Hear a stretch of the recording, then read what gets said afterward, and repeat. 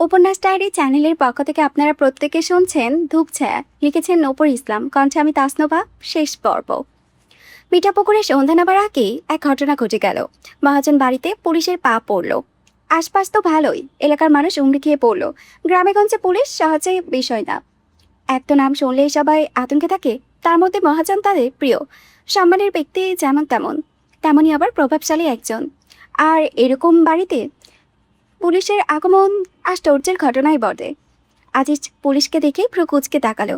এসা চুপ করে বসলো। সে জানে, তবে সবসময় যা করে সেই রকমই সে করেছে।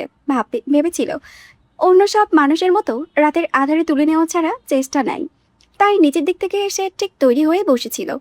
তার লোক তো আর কম নেই। তাছাড়া সারেং বাড়ি একা, আর তার সাথে আছে চেয়ারম্যান বাড়ি। চাইলেই ঝট করে কিছু করতে পারবে।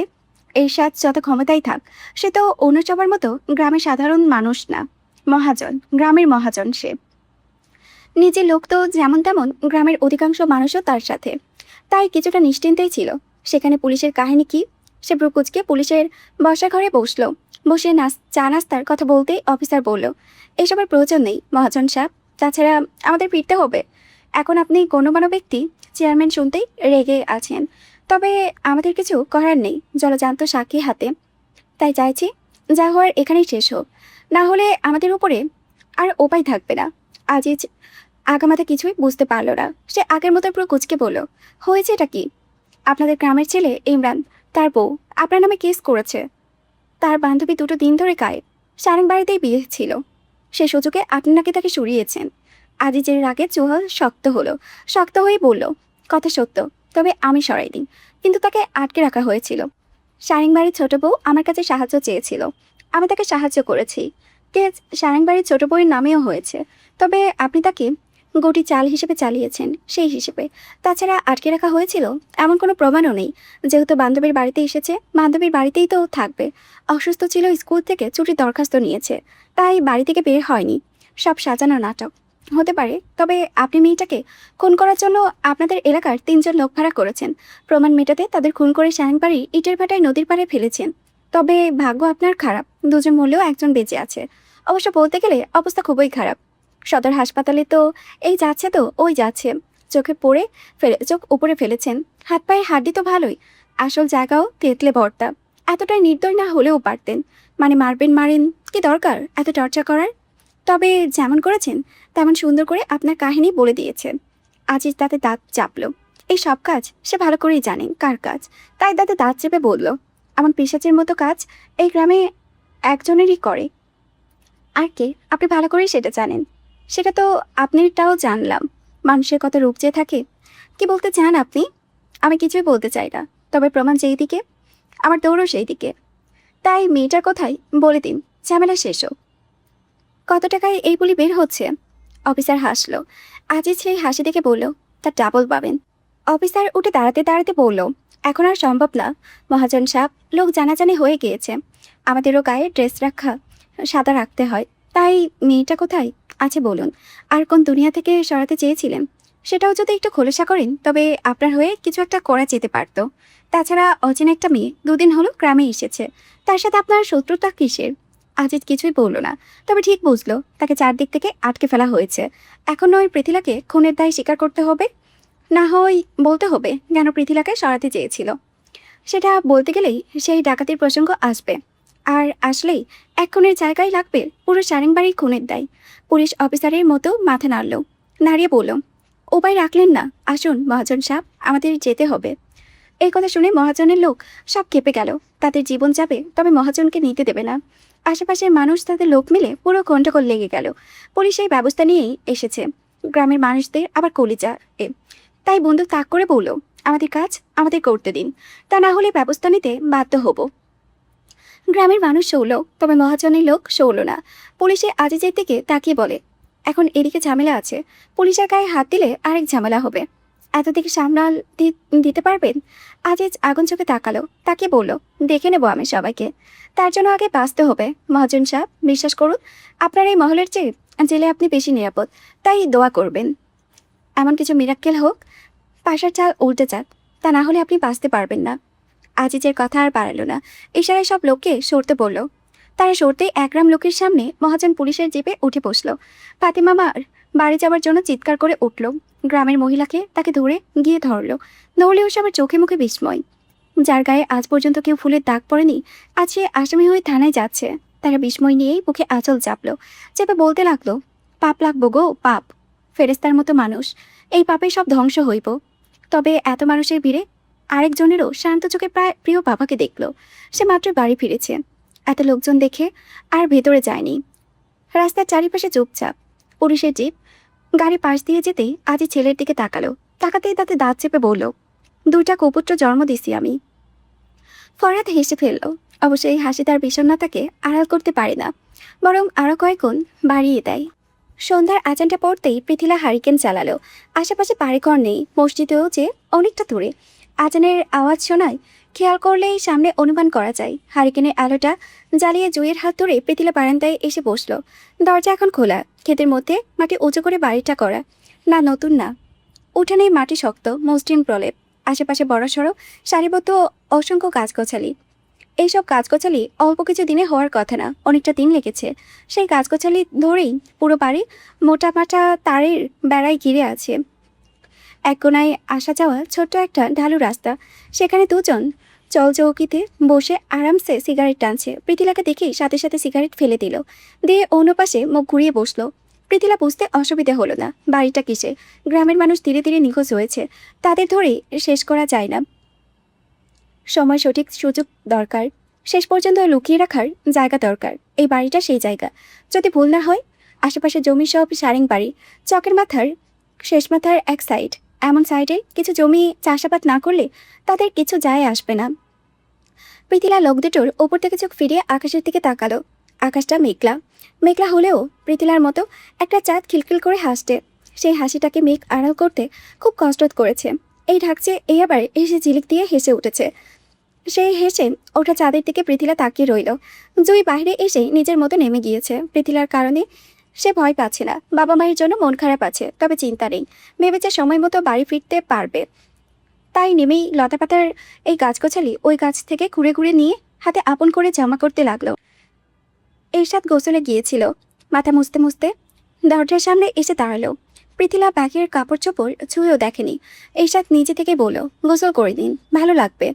সে শান্তভাবেই বলেছে, আমাকে আমার মতো থাকতে দিন, ব্যাস। এরশাদ দ্বিতীয়বার আর কোনো শব্দ করেনি। তবে এবার এগিয়ে গেল।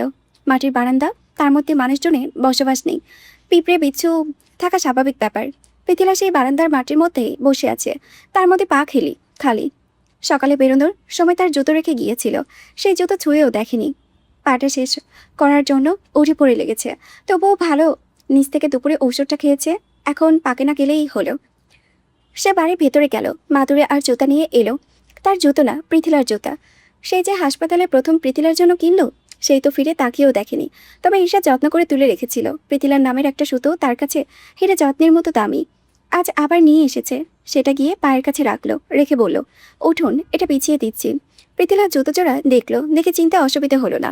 এই জুতার দিকে দৃষ্টি রেখে বলল, প্রয়োজন নেই, আছে, উঠুন। পৃথিলা উঠল না, আগের মতোই বসে রইল।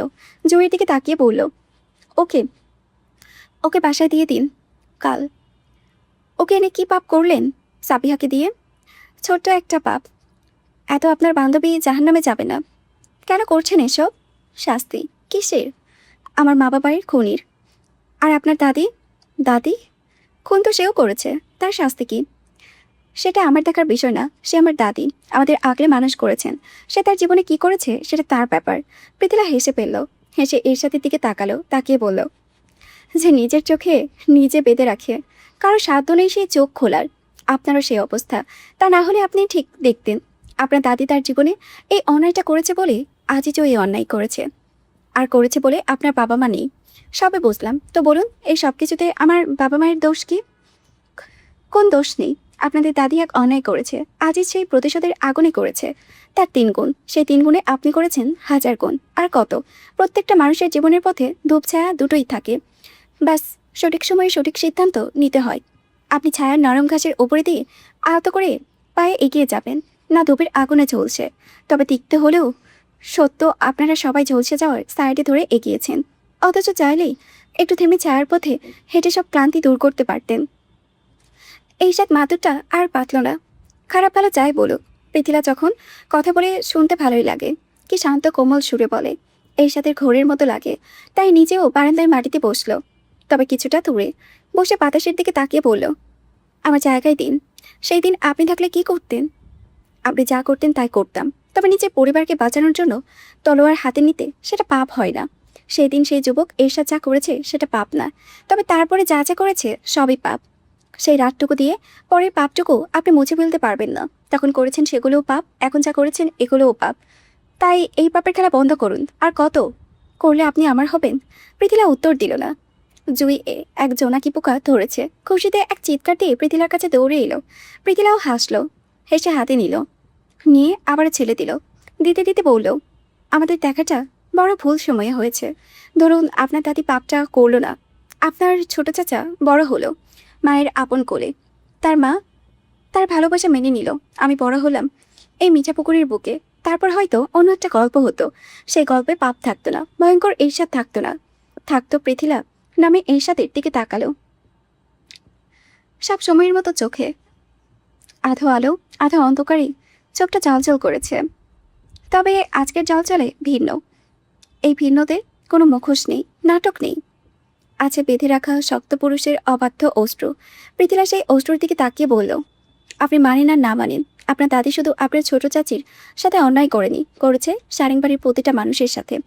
সেই মানুষের মধ্যে যেমন বাহিরের আজিজ আছে, তেমনি ভিতরে আপনিও আছেন। আর অনেক অনেক দূরের পৃথিলা নামক মেয়েটাও আছে। এই চোখ ফিরিয়ে নিল পৃথিলা মৃদু হাসল। আয়নায় মুখ দেখে খুব সহজে তাকে, তবে কর্মে দেখা যায় সহজ না। তখনই এক লোক দৌড়ে এলো, এসে বলল, পুলিশ আয়না বাবাকে ধরতে বাড়ির দিকে যাচ্ছে। এরশাদ পুরো কুচকে তাকালো। আয়নাকে ধরতে আজকে যাবে কেন? আয়নাকে ধরতে গেলেই শাহবাজ গন্ডগোল করবে। গন্ডগোল লাগলেই তো সব কথা চাচার কান পর্যন্ত যাবে। আয়না আছে হাতের কাছেই, তাই আজিজের ব্যবস্থা করে পরে ওই দিকে যেতে বলেছিল তো। সে ভ্রু কুচকেই বলল, অফিসারের মাথা আছে, ঠিক আছে। লোকটা একবার পৃথিলার দিকে তাকালো, তাকিয়ে আবার এরশাদের দিকে তাকালো। এরশাদ বুঝলো, বুঝে উঠে দাঁড়িয়ে বলল, জুইকে নিয়ে ভিতরে যান। পৃথিলা উঠে দাঁড়াতে গেল। এরশাদ নিচু হয়ে আস্তে করে কাটা পায়ের জুতো পরিয়ে দিল। দিতে দিতে বলল, সময় ভুল হোক আর যাই হোক, আমার কাছে এখন আপনিই সব। তাই যা বলার বলুন। আমার কাছে এখন শুধু আপনি, এবং আমি আপনাতেই আমি। পৃথিলা উঠল না, এরশাদও আর কিছু বলল না। পাহাড়ে দুটো লোককে ইশারা দিয়ে দৌড়ে বেরিয়ে গেল। বেরিয়ে রাস্তায় উঠতেই লোকটা বলল, ঢাকা থেকে পুলিশ আইছে একদল। তাদের মধ্যে একজন নাকি বড় ভাবের আব্বা। এরশাদ রাগে রাস্তায় পাশে পড়ে থাকা গাছের গুড়িতে একটা লাথি দিল। লাথিতে যেমন গাছের গুড়ি ভাঙলো, তেমনি তার পা কাটলো। সাবে যখন মিঠাপুকুর থানায় পা রেখেছে তখন সন্ধ্যা হবে হবে করেছে। আজিজকে থানায় আনাতেই থানা গরম। আজিজের লোক, চেয়ারম্যানের লোক সব মিলে হুলস্থুল। সেই হুলস্থুলকে সামলাতে গিয়ে অফিসারের যান যায় যায় অবস্থা। সে যাওয়ার মাঝে এক কনস্টেবল এসে তাকে জানালো মুগ্ধা থানার অফিসার এসেছে, সাথে পুরো এক টিম নিয়ে। শুনে তার শরীর দিয়ে চিকন ঘাম দিল। আর কেউ না জানো, সে তো জানে সাবিতকে। তাই ঘাম সামলানোর সুযোগও হলো না। তড়ি ঘুরি করে এগিয়ে গেল, সবার সাথে সম্মানের সাথে হাত মিলালো, মিলিয়ে বসিয়ে চা পানির ব্যবস্থা করলো। করে না জানা ভান করে বলল, কোনো কেসে সমস্যা হয়েছে? সাবিত শান্তভাবে নড়ে চড়ে আরাম করে বসলো। তাদের থানার ল্যান্ডলাইনে ফোন করেছে দুপুরের পরে। ফোন করেছিল পৃথিলার শাশুড়ি। কখনো পরিচয় ছিল না। তালাকের কেস কাটাকাটি করতে করতে যতটুকু জেনেছে, তবে সে সুন্দর মতোই সব ফোনে বলেছে। তবে সমস্যা হলো চিঠিতে নাকি নাম ঠিকানা ভিন্ন। নাম ঠিকানা নিয়ে সমস্যা নেই। পৃথিলা বুদ্ধিমতী মেয়ে, বিপদে আছে, অনেক কিছুই করতে পারে। তাই ঝড়ে গতিতে সব করেছে। যত ক্ষমতায় থাক, অচেনা জায়গায় প্রস্তুতি ছাড়া যাওয়া বোকামি ছাড়া আর কিছুই নয়। তাছাড়া চিঠি সপ্তাহখানেক আগের, কি অবস্থা তার মেয়েটার আছে জানেও না। তাই নড়ে চড়ে বসে শান্তভাবে পৃথিলার ব্যাপারে সব বলল, চিঠিটা এখনো আমার হাতে পৌঁছায়নি। চিঠিটা লিখেছে সে তার প্রাক্তন শাশুড়ির কাছে। আজকে দুপুরে তারা হাতে পেয়েছে। পেয়ে ল্যান্ডলাইনে ফোন করে ব্যাপারটা আমাকে জানিয়েছে। আমি তো চিঠির জন্য বসে থাকতে পারি না। মেয়ে আমারও, চিন্তাও আমারও। সেখান থেকেই লোক পাঠানো হয়েছে। চিঠি আসছে, আপাতত আপনি বলুন, কিছু শুনি। অফিসার ঠক গিল। কোন অফিসার কেমন কণ্ঠ শুনেই ধারণা করা যায়। আর এই মেয়েরও ভাই চোরের ওপরে সমাসের। এরশাদের মতো চতুর লোকের চোখে কি সুন্দর ধুলো ছিটিয়েছে। এরশাদ ধরতেও পারেনি। সে ঢকিলে একটু হেসে বলল, আপনার মেয়ের কাছে আমরাও কাজ করছি, এমনকি আজকে আসামিকেও ধরেছি। তবে সমস্যা, সে গ্রামের কোনো একজন। এই যে থানা পড়তে লোক, সব তার। আর সে মুখ খুলছে না। সাবেত আগের মতোই শান্ত চোখে অফিসারের কথা শুনল। বয়স অল্প, নতুন অফিসার, তাই শান্তভাবেই শুনে বলল, এই কেসের ফাইলটা আমাকে দিন। জি। সাবেত শান্তভাবে আরেকটা কাগজ এগিয়ে দিল। দিতে দিতে বলল, মানুষের মাংস মানুষ খায় না, হাজার তেল ঝোল দিয়ে রান্না করে দিলেও খাবে না। তবে কুকুরের এই সমস্যা নেই। তার চোখের সামনে একটা কুকুর মারবেন, মেরে তেল ঝোল দিয়ে রান্না করে দিলে টুপ করে খেয়ে ফেলবে। পুলিশ আর কুকুরের মাঝে খুব একটা তফাৎ নেই, সেটা আমি যেমন জানি আপনিও জানেন। তবে জানার অভিজ্ঞতা আপনার চেয়ে আমার একটু বেশি। কোন উদ্দেশ্যে কি বললো অফিসার বুঝতে অসুবিধে হলো না, তাই থমথমে মুখে কাগজটা টেনে নিল। নিয়ে দেখলো ওপর মহল থেকে অর্ডার আছে। সে মনে মনে একটা গালি দিল, দিয়ে এই লোকটার দিকে তাকালো। এত ভিড়ে এখানে এর সাথে লোকও দুনিয়ার। সে তাকাতেই আস্তে করে লোকটা বেরিয়ে গেল। যেতে সে ড্রয়ার থেকে ফাইল বের করে দিল। সাবেত ফাইলের সব দেখলো। দেখতে দেখতে বলল, কেস হয়েছে দুজনের নামে, অথচ ধরেছেন একজনকে। ব্যাপার কি? বললাম তো, গণমান্য লোক, ধরতে দুনিয়ার ঝামেলা হয়েছে, তাই ওইদিকে আর একজনকে আগানো যায়নি বলে কাল ব্যবস্থা করলাম। সাবেত শুনল, শুনেই উঠে দাঁড়িয়ে বলল, চলুন যাওয়া যাক। অফিসার অবাক হয়ে বলল, কোথায়? আসামি ধরতে। আসল আসামি তো ধরেইছি। চিঠিতে আমার মেয়ে স্পষ্টভাবে বলেছে এরশাদ নামক এক লোক তাকে আটকে রেখেছে, আর আপনি ধরেছেন মহাজনকে। এই চিঠির সত্যতা আমি জানি না, তবে আপনার মেয়েকে মহাজন সরিয়েছে। প্রমাণ সাক্ষী ফাইলে তো দেখারই কথা। জি দেখেছি। এবার আসুন। আর আরেকটা কথা জানার ছিল, আসলে এটা তো ফাইলে নেই তাই। অফিসার ভদ্রতার হাসি কোনো রকমে হেসে বলল, জি বলুন। দ্বিতীয় আসামি মানে ময়নাবতী, এরশাদ নামের লোকের পরিচিত। অফিসার মনে মনে আরেকটা গালি দিল, দিয়ে বলল, তার ছোট ভাইয়ের বউ। সাবেত শীতল চোখে অফিসারের দিকে তাকালো। তাকিয়ে বের হতে হতে বলল, সারেংবাড়ি রাইট? অফিসারও আগের মতোই বলল, জি স্যার। সাবেত এবার হাসলো, হেসে বলল, চলুন যাওয়া যাক। এই সারেংবাড়ি আমার এমনিতেও দেখার খুব শখ। এই স্যার আচানটা পড়তে না পড়তেই কারেন্ট টুপ করে চলে গেল। যেতেই নিস্তব্ধ সারেংবাড়ি পুরো অন্ধকারে চুপে গেল। এই আর কি, নিত্যদিনের ঘটনা। তবুও আয়না চমকে উঠল। সে রুম থেকে আর বের হয়নি। এরশাদ ভাই বাড়িতেই আছে কিনা জানে না। শাহবাজ আর এদিকে আসেননি, তাই ভয়ে আর বেরি হয়নি। হারিকেনে রাখা সদর দরজার সাইডে আয়না অন্ধকারে হাতড়ে হারিকেনের সামনে গেল। হারিকেন জ্বালিয়ে ছোট ছোট কদমে সিঁড়ির কাছে গেল। আম্মি আপু নিচে হারিকেনে তেল দিচ্ছে। তাকে দেখে বলল, আজকে সাদের কাপড় তুলেছিস? আয়না আয়না তো তোলেনি, এত ঝামেলার মাথায় ছিল না। সে তড়িঘড়ি করে রুমে গেল। হারিকেনটা নিয়ে ছাদের দিকে এগিয়ে গেল। গিয়েই থমকালো। অন্ধকারে হাত পা ছড়িয়ে শাহবাজ শুয়ে আছে, চোখ বন্ধ। দেখে তো কাণ্ড, এই লোকের আজীব এক অভ্যাস। এখানে ওখানে যেখানে ভালো লাগে সেখানে হাত পা ছড়িয়ে শুয়ে পড়ে। আয়না ধীরে ধীরে এগিয়ে গেল। হারিকেনটা একটা সাইডে রেখে আস্তে করে বলল, জেগে আছে না ঘুমিয়ে? শাহবাজ সাথে সাথে বলল, কোনো অবস্থায় থাকলে তোমার উপকার হয়। কোনোটাই না, ঘরে গিয়ে ঘুমান। কেন? এখানে সই কে? আমি সই। আয়না বড় একটা শ্বাস ফেলল। তার কেন যেন মনে হচ্ছে কোনো কারণে শাহবাজের মন খারাপ। মিনারও একই অবস্থা। ফরহাদ ভাই যাওয়ার পর থেকেই থম মেরে আছে। সে সেটা জিজ্ঞেস করতে যাচ্ছিল, মাঝে এরশাদ ভাই পড়ে গেল। সে শ্বাস ফেলে বলল, আপনার কি মন খারাপ? যদি বলি হ্যাঁ, কি করবে? শাহবাজ সবসময় সোজা কথাই বলে, তবুও আয়না সবসময় থমকে যায়। এই যে এখনো গেল। সে ভেবেছিল সবার মতো মন খারাপ থাকলেও শাহবাজ বলবে না, তবে এই বান্দা বলেনি। আবার বলে কি করবে? সে করবেটা কি? সে কাপড় তুলতে তুলতে বলল, আমি কি করব? শাহবাজ চোখ খুলল, ঘাড় কাত করে তাকালো। পেঁয়াজ রঙের কাপড়ে হারিকেনের মৃদু আলোয় তার বধূকে দেখলো। দেখতে বুকটা টিপ করতে লাগলো। ওটাকে শক্ত করে জড়িয়ে ধরতে ইচ্ছে করলো। প্রেম টেম সে জানে না, ভালোবাসা আবার কি। তবে সে জানে এই বোকা সোজা মেয়েটা তার বউ। গায়ে আগুন দিয়ে তাকে কবুল বলিয়ে বিয়ে করেছে। সাথে ঘৃণা করে, আবার মায়াও করে। সে নিজেও ঘৃণা করে। চোখের বিষ, আর সেই বিষ, ঘৃণা, মায়া সবকিছু মিলেমিশে এক হয়ে আছে। এই হওয়া শাহবাজের ভালো লাগে, তাই তাকিয়ে তার মতোই বলল, এসে তো একটা চুমো খেতে পারো। খেলে তো আর ঠোঁটে এতটুকু কমে যাবে না। জায়গার জিনিস জায়গায় থাকবে। আয়না থমকে দাঁড়ালো। দাঁড়িয়ে মুখ গোছ করে কিছুক্ষণ তাকিয়ে রইল। শাহবাজ তার মতোই বলল, গোষ্টোজ করে লাভ নাই, না পারলে আসো, আমি নিজেই দেই। আয়নার রাগ হলো। বাড়ি পড়ে দুনিয়ার মানুষ, এত ঢং আসে কোথা থেকে? সে হাতের কাপড় নিয়ে হরহন করে চলে গেল। শাহবাজ হাসলো, হেসে উঠে দাঁড়ালো। দাঁড়াতেই দেখলো আয়না আবার দৌড়ে এসেছে। হাতে এইমাত্র তোলা কোনো কাপড় নেই, চোখে মুখে স্পষ্ট ভয়। আর সেই ভয় নিয়েই তার বুকে ঝাঁপিয়ে পড়ল। শাহবাজ তার সামলাতে পারল না, দুকদম পিছালো। পিছিয়ে কিছু বলবে তার আগে আয়না ভয়ে থরথর করে কাঁপতে কাঁপতে বলল, মান্না ভাই আইসে, পুলিশ নাকি আসছে, আমাকে ধরে নিবে। শাহবাজের তেমন পরিবর্তন হলো না। থানা থেকে ফিরেই ইমরান তাকে সব বলেছে। জুই ভাইয়ের কাছে ভাইয়ের কথা না শুনলে জুইকে ভুলে যেতে বলেছে। তাই সে সারাদিন আর বাড়ি থেকে বেরিয়ে হয়নি। সে জানতো এমন কিছুই হবে। শাহবাজ আয়নার ছোট্ট শরীরটা দু হাতে আগলে নিয়ে শূন্যে তুলে ফেলল। প্রথমবার বউ নিজে থেকে বুকে এসেছে। সত্য ব্যবহার না করলে শাহবাজের বদনাম হয়ে যাবে। তাই আর শক্ত করে জড়িয়ে নিতে নিতে বলল, এভাবে ঝড় তুফান তুলে বুকে আসতে পড়বে, বাকি সব আমার।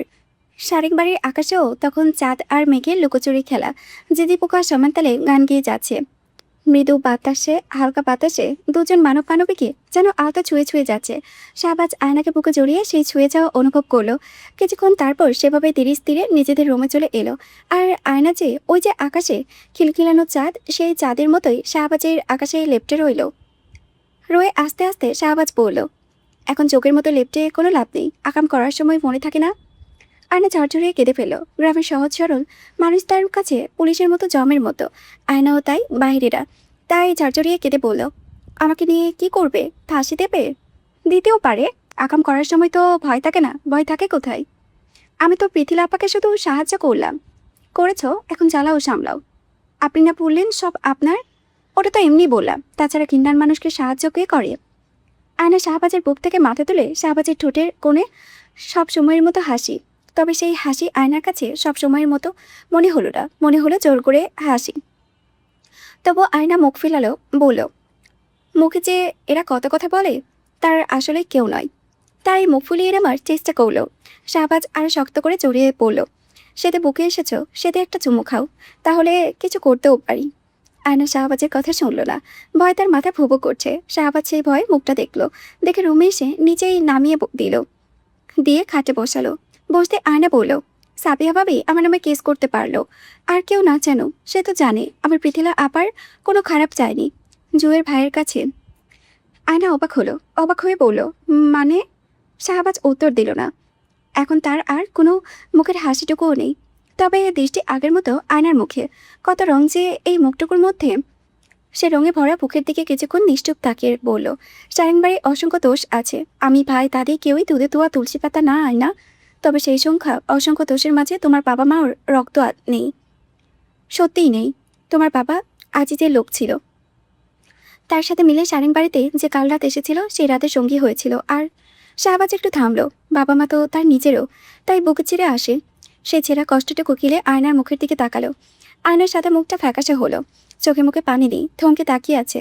থাক, তবে সত্য জানা দরকার। একদিন না একদিন তো জান পাই। যত তাড়াতাড়ি জানা চাই ততই ভালো। তাই শাহবাজ চোখ ফিরিয়ে দরজার দিকে তাকালো, তাকিয়ে বলল, তোমার বাবা মাকে আজিজ মেরেছে, এটাই সত্য। আরেকটা সত্য কি আয়না জানো?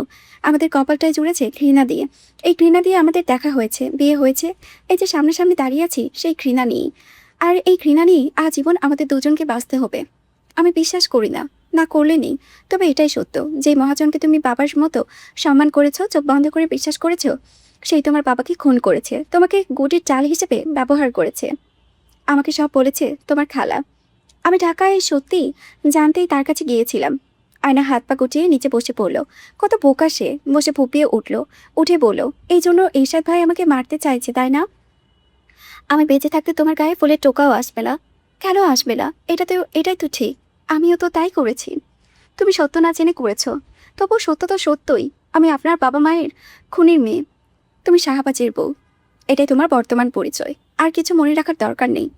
আপনি বলতে পারবেন, আমার মুখের দিকে তাকালে মনে হবে না আমি খুনির মেয়ে? বলতে পারবো কি না তা তো জানি না, তবে তোমার মুখের দিকে তাকালে আমার দুনিয়া ভুলে যাই। আমি মরে যাব, সত্যিই মরে যাব। এই পাপের বোঝা নিয়ে আমি বাঁচতে পারবো না। তুমি কোনো পাপ করনি আয়না। আমার রক্ত তো করেছে, করুক। আমার কেউই শুদ্ধ না। তাই হাবিজাবি কিছু করার আগে একটা কথা মাথায় রেখো, এই একরোখা ঘাটতোরা শয়তান লোকের তোমাকে ছাড়া চলবে না। কেন? এক কালনাগিনী বিষের ছোবল মেরেছে। এই বিষার এই জীবনে নামবে না। বলে শাহবাজ উঠে দরজার কাছে এগিয়ে গেল। আয়নার ভেজা চোখ তুলে তাকালো। শাহবাজ সেই ভেজা চোখের দিকে তাকিয়ে দরজার বাহিরের দিক থেকে খিল দিয়ে তালা ঝুলালো। ঝুলিয়ে চাবি পকেটে রাখতে রাখতে জাফরের রুমের দিকে একবার তাকালো। তাকিয়ে তার মতোই নিচে নেমে অন্য একটা রুমে ঢুকলো। এই রুমে বাড়ি কাজ করার জন্য দা, কোদাল থেকে শুরু করে যাবতীয় সব কিছু আছে। সেখান থেকে কুড়ুল হাতে তুলে নিয়ে বের হতেই আম্বিয়া দিকে আটকে বলল, কি করছিস তোরা? শাহবাজ হাসলো, তবে উত্তর দিল না। বের হতেই দেখলো এরশাদ উঠানে দাঁড়িয়ে আছে। শাহবাজ অবাক হলো না, জানতো আসবে। তাই তার মতো করে এরশাদের বরাবর শানিক বাড়ির লম্বা টানা সিঁড়িতে বসে বলল, দুনিয়া না জানো, তবে আমরা তো জানি ভাই, এরশাদ শুধু তার শত্রুদের জন্য ভয়ঙ্কর, কিন্তু তার প্রিয় মানুষদের জন্য যত্ন করে আগলে ভালোবাসেন। সেটা জয়তুন হোক, ছোট চাচা হোক, ভাই বোন হোক, আর হোক পৃথিলা। এই জন্যই ভাই, পুরো দুনিয়ার সাথে তুমি সহজে জিতলেও আমার সাথে হেরে যাবে। এরশাদ এত বড় শ্বাস ফেলে শান্তভাবে বলল, কোরাল ফেল, ভেতরে যা, আমি পুলিশকে দেখেছি। শাহবাজ হাসল, তার সেই চিরচেনা হাসি, হেসে বলল, আমি পুলিশের জন্য বের হয়েছি। তোমাকে কে বলল? আমি তো চাই পুলিশ আসুক। আয়নাকে নিয়ে কি করবে? বড় জোর ধরে দিয়ে যাবে। সে তো আর কাউকে খুন করেনি ভাই। এরশাদ পুরো কুচকে তাকালো। শাহবাজ আগের মতোই বলল, আমি বের হয়েছি তোমার জন্য। তুমি তোমার লোক। কেউই পুলিশকে সারেং বাড়িতে সদর দরজা পেরোতে দেবে না, আমি জানি, ভালো করেই জানি। তাই এখন শেষবার একটা কথা বলি ভাই, পৃথিলাকে তার মতো ছেড়ে দাও। আজিজ মরবে, সেটা আমার হাতে হোক বা তোমার, তবে বাকি সবাই নির্দোষ। যদি না ছাড়ি কি করবি তুই? তুমি যেই ঝামেলা চাও না সেই ঝামেলাই করব। দাদির কথা একবারও ভাববি না তুই? ভেবেছি বলেই তো এখনো চুপচাপ। সব ভুলে যাও ভাই, তবে তোমার জেদ থেকে একটু সরলেই সব ঠিক হয়ে যাবে। দাদি ভালো থাকবে। চাচার শেষ সম্বল তার মেয়ে। যখন দেখবে তার মেয়ে ভালো আছে, সে তার সব দুঃখ জেদ এমনিতেই ভুলে যাবে। কেননা জয়তুনকে ঘৃণা করলেও এই শাহবাজ বিনা তাদের ঘৃণা করতে সাধ্য তার নেই। তাই ভুলে যাও ভাই, ভুলে গেলেই সব ভালো থাকবে। আর আমি, সে আমাকে ভালোবাসে না, আয়না তোকে বাসে না, বাসলেও ভরসা করে, মায়া করে, বিপদে পড়লে দৌড়ে আমার কাছে আসে। তবে তুমি পৃথিলার কোথাও নাই। দাদির হাতের জোরজনে জবান খুলেছে, অথচ তার এক মুখের কথার জন্য খুন করতেও তো এতদিন একবারও ভাবতি না। হঠাৎ করে এত ভালো হজম হচ্ছে না। জয়তনারার নাতি কেউই ভালো না ভাই। যদি ভালোই হতো, বড় ভাইয়ের বুক কোপ মারার জন্য কোরাল হাতে নিত না। এরশাদ শান্ত চোখে তাকালো। তখনই তার এক লোক দৌড়ে এসে বলল, পুলিশ মরে এসে পড়েছে ভাই। এরশাদের ভাবান্তর হলো না। আসো, এসেও লাভ নেই। দরজা ভেতর থেকে লাগানো। শারিং বাড়িতে প্রবেশ করা এত সহজ না। এরশাদ চাইবে একমাত্র তখনই। তাই এরশাদও আর সময় নষ্ট করলো না। আপাতত শাহবাজকে কিছুদিনের জন্য আটকানো দরকার। শাহবাজকে আটকালেই সব রাস্তা পরিষ্কার।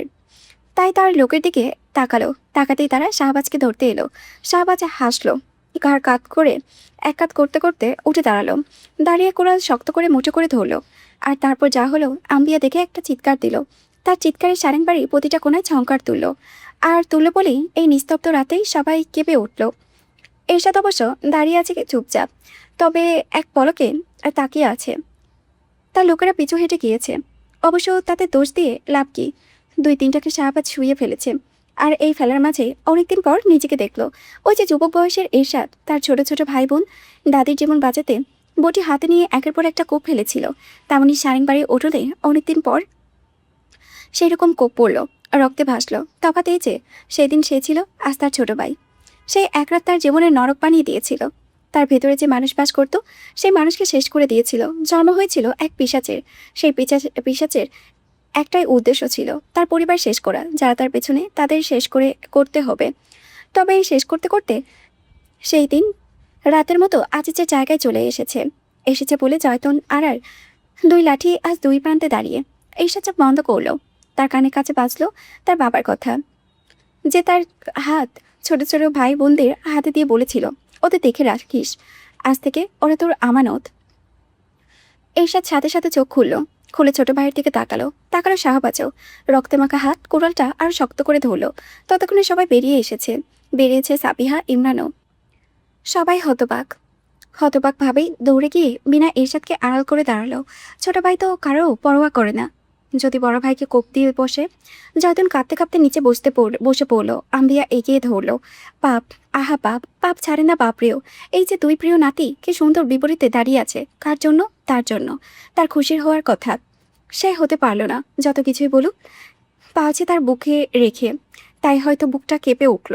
আর উঠতে বলেই প্রথমবার জয়তুন নিজের দোষ স্বীকার করলো। কাঁপতে কাঁপতে জাফরের উদ্দেশ্যে আর্তকণ্ঠে পড়ল, জোসনাকে আমি খুন করেছিলাম। এই যে এই হাতে তোর সাথে আমি অন্যায় করেছিলাম। নে যা শাস্তি দেওয়ারতে, তবুও এই পাপের বোঝা এখনই শেষ কর। জাফর থমকে তার আম্মার দিকে তাকালো। কি বলে তার আম্মা? জয়তুন জাফরের মুখটা দেখল, দেখে প্রথমবার মনটা ছিঁড়ে যেতে চাইল। যেই চোখে সম্মান দেখে এসেছে সেই চোখে ঘৃণা দেখা সহজ কথা না। চমকালো বাকি সবাইও, তবে শাহবাজ নির্বিকার এর সাথে হাসলো। তার সেই সরল মাখা হাসি, হেসে বিনার মাথায় হাত রাখলো, রেখে মমতায় হাত বুলিয়ে বলল, ফরহাদকে বলিস। তার গলায় সত্যিই ছুরি ধরতে পারতাম। অমানুষ তো, অমানুষেরা সব পারে। বলে শাহবাজের দিকে এগোলো, এগিয়ে তার হাতে তাকে কোড়ালটা টেনে নিল। ভাইয়ে ভাইয়ে মুখ দেখালো আহ্লাদ কখনো ছিল না, তবে আজ হাতের সাদা শার্টের কোনা টেনে ভাইয়ের রক্ত ছিটকে যাওয়া মাথা মুছলো, মুখ মুছলো, হাত মুছলো, মুছতে মুছতে বলল, সারেং বাড়িতে ভয়ঙ্কর একজনই থাকে, সেই ভয়ঙ্কর মানুষটার হাতের আমানত তোরা। সে আমানতের খুশির জন্য বাকি সবাইকে মাফ করলাম। শাহবাজ চুপচাপ দাঁড়িয়ে বাহিরে ভাইয়ের মুখের দিকে তাকিয়ে আছে। এই ভাই যে তাদের বড় অচেনা, এই অচেনা ভাইকে চেনার চেষ্টায় চোখের কোনা লাল হয়ে গেল। এই সাথে এই লাল চোখের দিকে আর তাকালো না, তার প্রিয় ছোট্ট চাচার দিকে তাকালো, তাকে বলল, তোমার মাকে আমার দাদি খুন করেছে, আমার পুরো পরিবারকে তোমার ভাই খুন করেছে, আর বাকি সব তো জানাই। নাও এবার সন্তান, স্বামী, বাবার দায়িত্ব পালন করো। আর তোমার মেয়েকে এরশাদ কোথায় রাখতে পারে আর কেউ না জানলেও তুমি জানো। এরশাদের এমন কোনো কারবার নেই এরশাদের প্রিয় চাচা জানে না। বলে সদর দরজা নিজের হাতে খুলে দিল, দিয়ে ঘাটের দিকে যেতে যেতে তার বাকি লোককে বলল, ইমরানের দরজা দিয়ে এদের হাসপাতালে নিয়ে যান, একটারও যেন দম না বেরোয়, আমার ভাইয়ের হাত যেন খুনের তাক না লাগে। তার সাথে সাথে ইমরানের বাড়ির দিকে নিয়ে গেল, আর শাহবাজ সেখানেই দাঁড়িয়ে রইল পাথর হয়ে। পুরুষ মানুষ কাঁদে না, তবুও শাহবাজের চোখ থেকে টুপ করে এক ফোঁটা পানি গড়িয়ে পড়ল। বড় ভাই হারালে বুঝি এতটাই কষ্ট লাগে। আর তখনই পুলিশের জিপ গাড়ি এসে সদর দরজায় থামলো। থামতেই সব পুলিশ সারেং বাড়ির ভিতরে ঢুকে গেল, তবে সাবের তাড়ালো সদর দরজার সামনে। সেই বাড়ির ভিতরে পা রাখল না, সেখানে থেকে জাফরের দিকে শান্ত চোখে তাকালো। সেই শান্ত দৃষ্টির দিকেই জাফর চোখ তুলে তাকালো। সাবেদকে এসে চিনল। পৃথিলার খোঁজে যখন ঢাকায় পেয়েছিল তখন দেখেছে, না হিংসে হয়নি। হিংসে করার মতো মানুষ জাফর না, বরং শাহলা ভালো আছে জেনে ভালো লেগেছে। তবে এই লোকের সামনে পৃথিলাকে নিজের মেয়ে বলার সাহস তার হলো না, কেননা জন্ম দিলেই পিতা হওয়া যায় না। পিতা হতে হৃদয় লাগে, সাহস লাগে, কলিজা লাগে। এগুলো তার কোনোদিনও ছিল না। সে সবসময় কাপুরুষই ছিল, আছে। তাই শান্তভাবে বলল, আপনার মেয়ে কোথায় আছে আমি জানি, তবে তার আগে আমি কেস ফাইল করতে চাই আমার মায়ের খুনির নামে। আমার দ্বিতীয় স্ত্রী, বড় ভাই, ভাবি, আমার মেয়ে তুল্য আম্বিয়ার মায়ের খুনি আব্দুল আজিজের নামে। আর সাক্ষী দিতে চাই আমাদের গ্রামে যত মানুষ গায়েব হয়েছে, আর আপনার মেয়ের প্রাক্তন স্বামী তারেকের খুনি এরশাদের বিপক্ষে। সাবেতের কোনো ভাবান্তর হলো না, তার সব চিন্তা তার মেয়েকে নিয়ে। সে শান্তভাবে বলল, আমার মেয়ের কাছে নিয়ে চলুন। যাচ্ছি। আমার মেয়ের অপরাধীকে এরশাদ, সে কোথায় আছে? সে পালাবে না, চিন্তা নেই। পালালেও আমি তাকে ছাড়বো। আমার মেয়ের এক চোখের পানির হিসেব দিতে হবে। জাফর উত্তর দিল না, তার কেন জানি মরে যেতে ইচ্ছে করছে। এই যে এই লোকটা, এই লোকটার সামনে নিজেকে এত ছোট মনে হচ্ছে। সে ঘরে যাওয়ার জন্যই পা বাড়াতে ধপ করে পড়ে গেল। শাহবাজ ইমরান প্রায় দৌড়ে ধরল। দৌড়তে শাহবাজকে বলল, তাড়াতাড়ি থানায় যা। এরশাদ তার বাবা মায়ের লাস্ট হয়ে প্রতিজ্ঞা করেছে মৃত্যুর আগে হলেও বাবা মায়ের খুনিকে শেষ করবে। আর আজিজ থানায়। মিঠাপুকুরে এমন কোনো কাজ নাই সে করতে পারে না, আমার এরশাদের হাতে আর কোনো পাপ না হোক। সাবেদ শুনে হাসলো। শাহবাজ সেই হাসির আগুন চোখেই দেখল, তবে সময় নষ্ট করলো না, দৌড়ে বেরিয়ে গেল। থানার ভেতরে এমন কিছু করলে ভাইকে কোনোদিনও আর বাঁচানো যাবে না। হঠাৎ করেই পুরো থানা অন্ধকারে তলিয়ে গেল। নতুন কিছু না, দিনরাত কারেন্ট আসে যায়। গড়ি কাটা তখন 12টার ঘরে। মহাজনকে থানায় আনার পর সরগরম থাকলেও অফিসার সারেং বাড়ির উদ্দেশ্যে বেরিয়ে যাওয়ার পরে আস্তে আস্তে কমেছে। এখন নেই বললেই চলে, কনস্টেবল আছে 1-2 জন। এখানে ওখানে চিমোচ্ছে, কারেন্ট গেছে, আলো চালানোর কোন তাড়া নেই তাদের মধ্যে, দেখা গেল না। সেই না যাওয়ার মাঝে আজিজ খেয়াল করলো তার সেলের তালা খোলা হচ্ছে। অন্ধকারে সে কিছুই বুঝলো না, তবে একটু খেয়াল করতেই জলজল করা চোখ দুটো দেখলো। দেখে কিছু বলবে তার আগেই কেউ মুখ চেপে ধরলো। দৌড়ে কানের কাছে ফিসফিস করে বলল, ইচ্ছে ছিল অনেক শাস্তি দেওয়ার। আমি যেমন রাতের পর রাত ছটপট করেছি সেভাবে ছটপট করে শাস্তি দেওয়ার।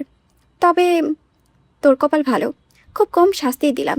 বলে ব্লেড দিয়ে গলার একটা টান দিল।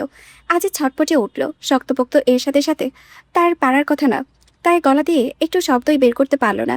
তবে চোখের সামনে শুধু একটা মুখই ভেসে উঠল, তার প্রিয় সন্তান ফরহাদ। ফরহাদের মুখটাই আস্তে আস্তে খোলা হতে লাগলো, আর আব্দুল আজিজ সেই খোলা চোখ নিয়ে শরীর ছেড়ে দিল। এরশাদ সেই ছেড়ে দেওয়া শরীরে রাস্তার কিটের মতো ছুঁড়ে ফেললেও কেন জানি শান্তি হলো না।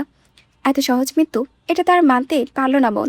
তাই লোহার শিকের পাশে কুড়ুলটা রেখেছিল, সেটা গায়ে তুলে নিয়ে মনে মনে বলল, পৃথিলা আপনার ধারণা ঠিক, এরশাদ আসলেই পাগল বলেই এগিয়ে গেল।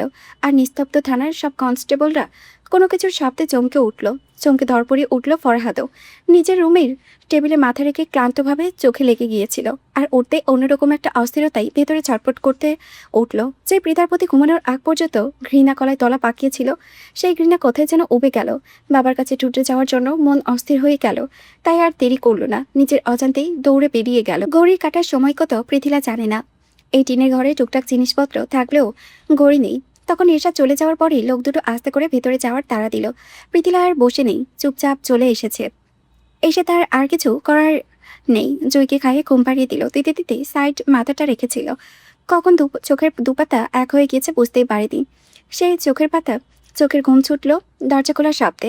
এত রাতে এই রুমে কে আসতে পারে কে জানে। তাই তেমন ভাবান্তর হলো না, চোখও খুলল না। তবে বুঝতে পারলো পায়ের কাজটা ঘেঁষে সে নিচে বসেছে, অনেকটা ঘষেই। এই যে তার আঙ্গুলে লোকটার বাহুর স্পর্শ লেগেছে, অবশ্য বলতে গেলে খুব অল্পই। তবুও পৃথিলা তখনই চোখ খুলতেই থমকালো। হারিকেনের আলোয় পৃথক করে রাখা সেই নিবু নিবু আলোতেও পৃথিলা দেখল এরশাদের গায়ে সাদা শার্টটা রক্তে মাখামাখি হয়ে আছে। শুধু কি শার্ট, মাথা, মুখ, হাত, এমনকি পুরো শরীর। সে থমকিয়ে ধরপড়িয়ে উঠে বসলো, পা সরিয়ে এলো এরশাদের কাছ থেকে, সরিয়ে বলল, আবার কাকে খুন করেছেন? এরশাদ খাটে মাথা রাখলো, যেখানে পৃথিলার পা দুটো ছিল সেখানে রেখে খাড় কাত করে পৃথিলার থমকানো মুখের দিকে তাকিয়ে হাসলো, নির্মম সুন্দর হাসি।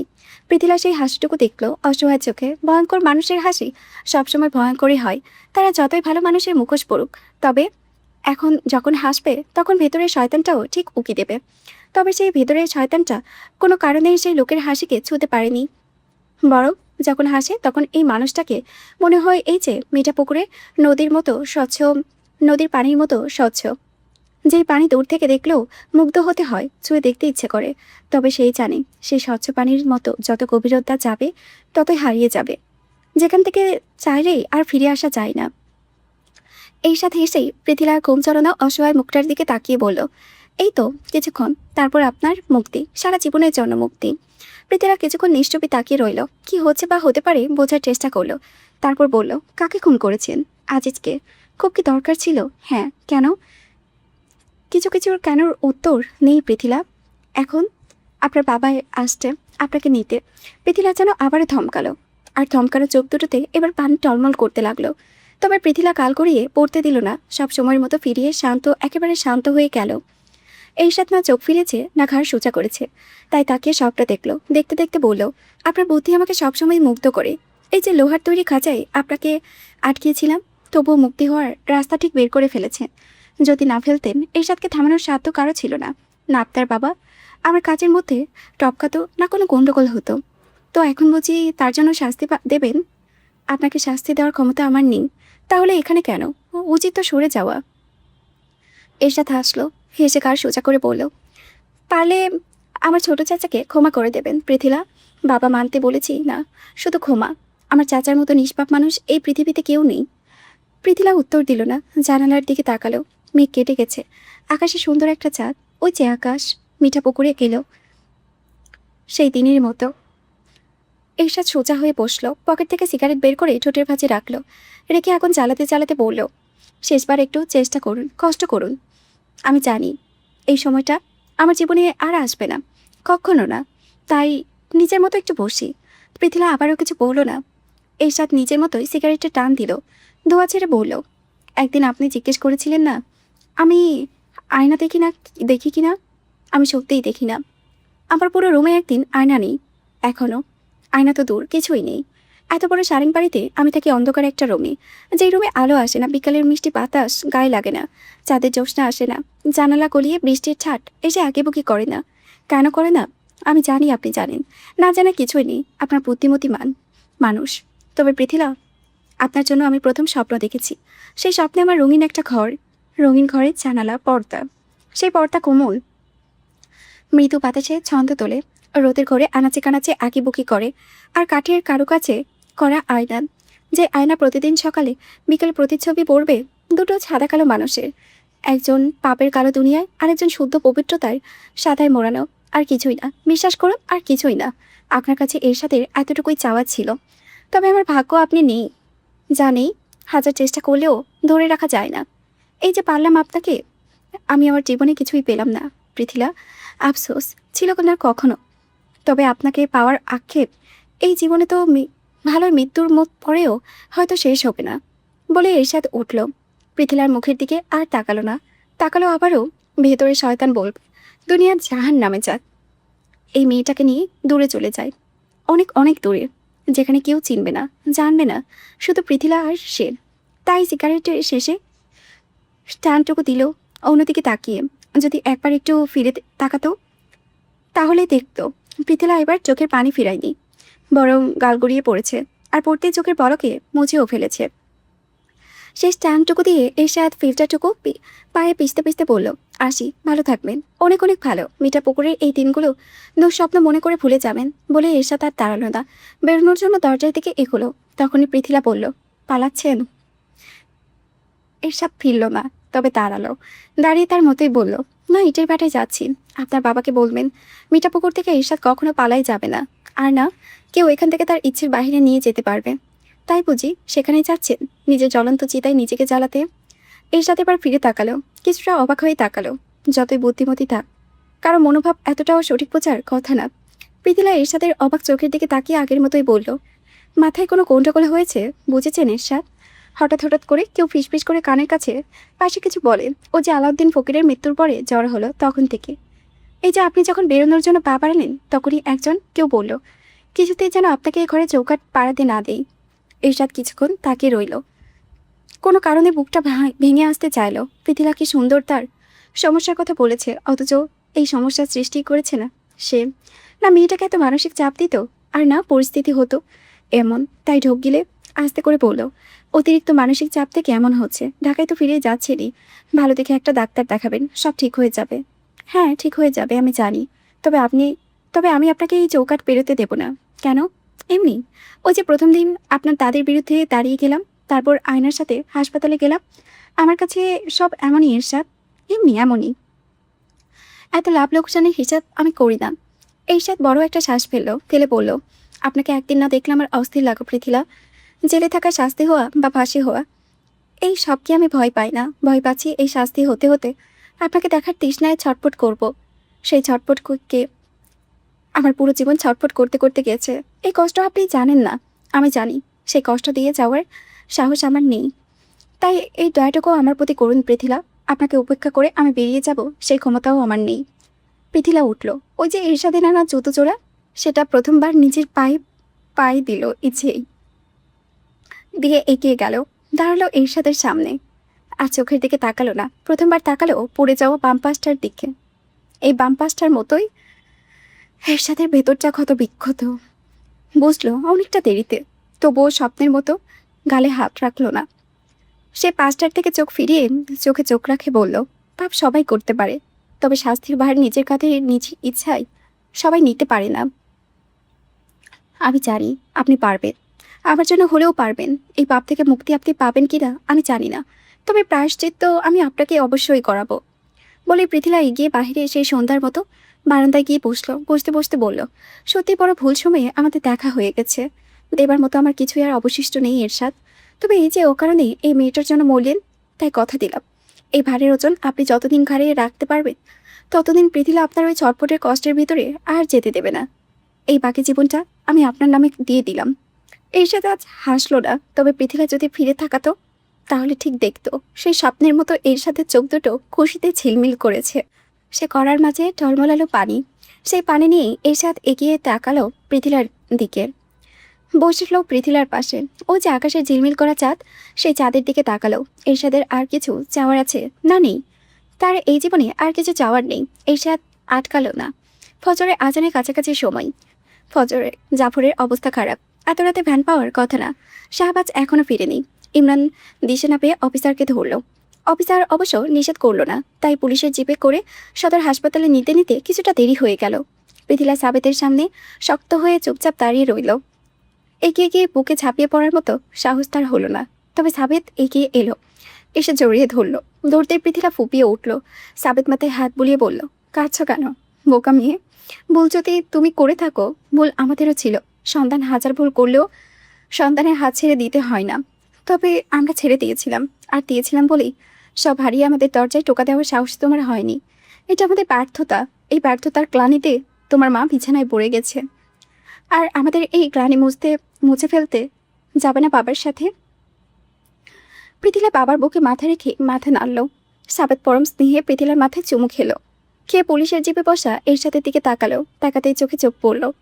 এরশাদ এক দৃষ্টিতে তাদের দিকে তাকিয়ে আছে। সাবেতের চোয়াল শক্ত হলো, শক্ত করেই বলল, জানোয়ারটা তোমার সাথে উল্টাপাল্টা কিছু করেছে পৃথিলা?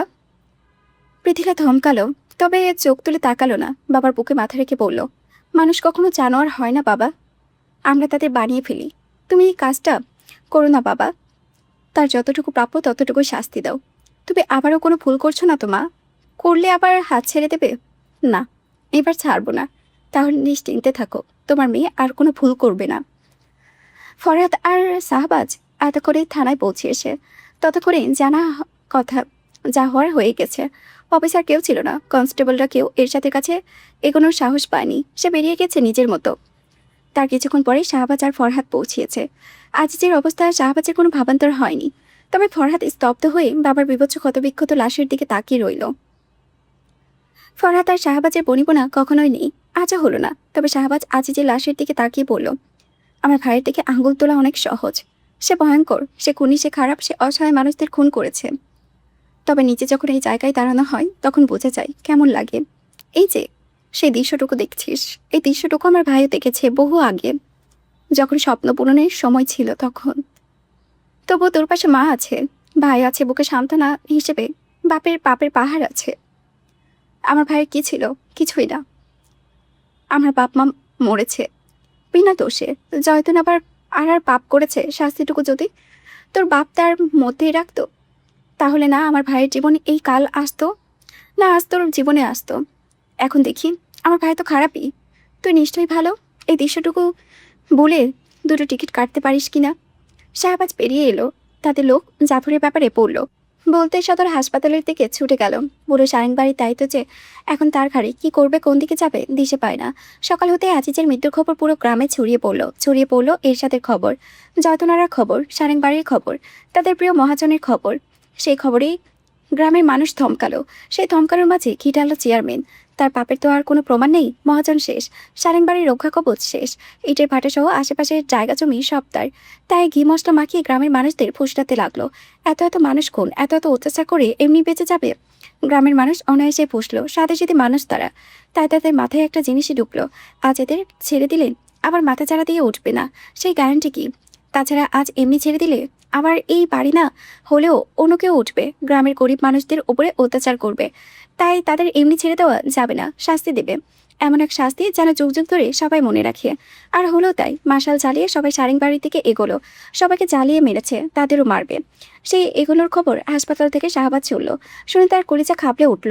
আম্বিয়া চাচার সঙ্গে এসেছে বাসায় বিনা দাদি, আর সবচেয়ে বড় কথা আয়নাকে ঘরে সেই নিচে তালা দিয়ে এসেছে। সেদিক বেদিক হয়ে ছুটলো। আজ বুঝলো ভাই তাদের কতটা আগলে রেখেছে। শুনল পৃথিলাও সে বসে আছে থানার আরেক রুমে। সাবিত একেবারে আসামি নিয়েই ফিরবে, তাই সেইভাবে ব্যবস্থা করেছে। সে করার মাঝে একজন এসে এই খবর দিল। পৃথিলা এরশাদের কান পর্যন্ত এই খবর যেতে দিল না। তবে বাবার হাত ধরে কাতর স্বরে বলল, তাদের বাঁচাও বাবা, দয়া করে তাদের বাঁচাও। সাবেত মেয়ের কথা শুনে সব ব্যবস্থা নিয়ে বেরোলো। তবে গ্রামে এমন গ্রামে চাইলে কি আর দৌড়ে বাঁচানো যায়? তবুও আঁকাবাঁকা রাস্তায় জিপ ছুটিয়ে গেলেই কি পুলিশ। শাহবাজ যখন পৌঁছালো, বাড়ি দেওয়ালে দেওয়ালে আগুনের ফুলকে ততক্ষণে জ্বলে উঠেছে। পুলিশ সবাইকে ধমকে লাঠিপেটা করে সরালো। আর শাহবাজি আগুনের মাঝেই ঝাঁপিয়ে পড়ল। বিনা আয়নাকে কিভাবে বের করবে তার খেয়ালও নেই। তাদের বের করেই দাদির দরজার কাছে গেল। গিয়েই দেখলো ভেতর থেকে বন্ধ। সে বন্ধ দরজায় শাহবাজ থাবা মারতে মারতে চেঁচিয়ে বলল, দরজা খুলো দাদি, দরজা খুলো। জয়তন দরজা খোলেনি। শাহবাজ পাগলের মতো দরজা ভাঙার চেষ্টা করলো। সারেংবাড়ির কাঠের দরজা এত সহজেই বুঝি ভাঙি? আগুনে পুরো বাড়িতে ছড়িয়ে গেল। পুলিশের লোক শাহবাজকে শেষ সময়ে টেনে বের করলেও তাকে ধরে রাখা মুশকিল। সে পাগলের মতো ছোটাছুটি করলো, চেঁচালো। তার চিৎকারে সারেংবাড়ির উঠোনের প্রত্যেকটা মানুষ থমকে গেল আগুনে দেওয়া মানুষগুলো। সেই থমকে যাওয়ার মানুষগুলো চোখের সামনেই বিশাল সারেংবাড়ি দাও দাও করে চলতে লাগলো। সেই সঙ্গে চলল সারেংবাড়ির মাথা জয়তুন আরাও। সালটা 1997, মাস আষাঢ়, শুক্রবার। টানা কিছুদিন বৃষ্টি হচ্ছে। আষাঢ় মাসে 7 কন্যার বৃষ্টি পড়েছে তো পড়েছে। সেই পড়া আজকে এসে এই একটু থেমেছে, শুধু থেমেছে, তবে আকাশ অন্ধকার। একটু জিরিয়েছে, আবার নতুন উদ্যমে শুরু হবে, তাতে কোনো ভুল নেই। এই 7 কন্যার অবিরাম বৃষ্টি মিঠা পুকুরে যেন কচি পাতাগুলোর মতো চিকচিক করেছে। সবুজ গাছগুলোর মধ্যে কোমল সতেজ একটা ভাব, বাতাসে শীতল আদর। সেই আদরটুকু গায়ে লাগিয়ে যেন নববধূর মতো হালকা কেঁপে উঠতে হয়। তবে উঠান বাড়িঘর কাদায় মাখামাখি, হাঁটতে গেলেই টেনে জাপটে পা মাখামাখি করে দেয়। সেই মাখামাখি পেরিয়ে সবুজ কিছুটা হন্তদন্ত হয়ে মিঠা পুকুরের রাস্তা পর্যন্ত এলো। স্টেশন থেকে সোজা বাড়িতে এসেছিল, ভেবেছে মামা ফিরেছে, তবে এসে দেখে এখনো খবর নেই। তবে কোথায় থাকতে পারে জানে, তাই আবার কাদা পানি পেরিয়ে বহুত কষ্টে রাস্তায় এসে দাঁড়ালো। এসেই হাঁক ছাড়লো। ইট বিছানো সুন্দর আঁকাবাঁকা রাস্তা, মিষ্টিতে কাদা পানি ধুয়ে আরও সুন্দর হয়ে আছে। আর এই সুন্দর ইট বিছানো রাস্তা বছর 3 হলো মামা নিজ উদ্যোগে করার ব্যবস্থা করেছে। শুধু কি ইট বিছানো না, স্কুল হোক, মসজিদ হোক, হাসপাতাল হোক, এই মিঠাপুকুর সহ আশেপাশে গ্রামের সব মানুষ গত 7 বছরে যে উপকার পেয়েছে, আগের চেয়ারম্যানের কাছে তার থেকে চিটেপোচাও পায়নি। শুধু পেয়েছে মুখের মিষ্টি কথা, আর পিঠে পেয়েছে ধাক্কা। সেই ধাক্কার অবসান হয়েছে এই বছর 8 আগে। হঠাৎ করেই গালে মুখে মারে দাগ নিয়ে চেয়ারম্যান গিন্নি থানা গিয়ে হাজির।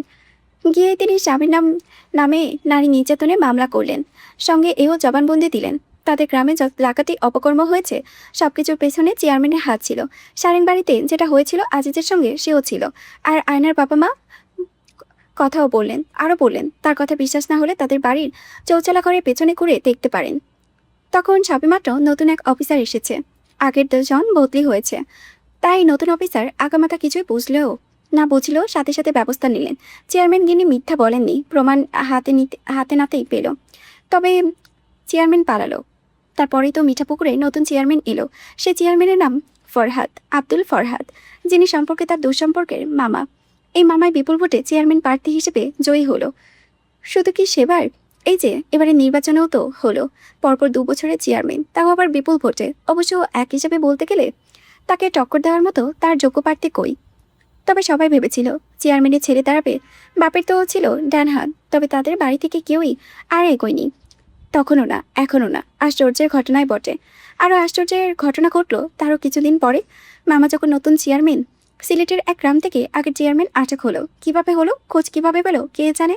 তবে মিঠাপুকুরে কান পাতলে অনেক কিছুই ফিসফাস শোনা যায়। এই সব নাকি মামার কাজ।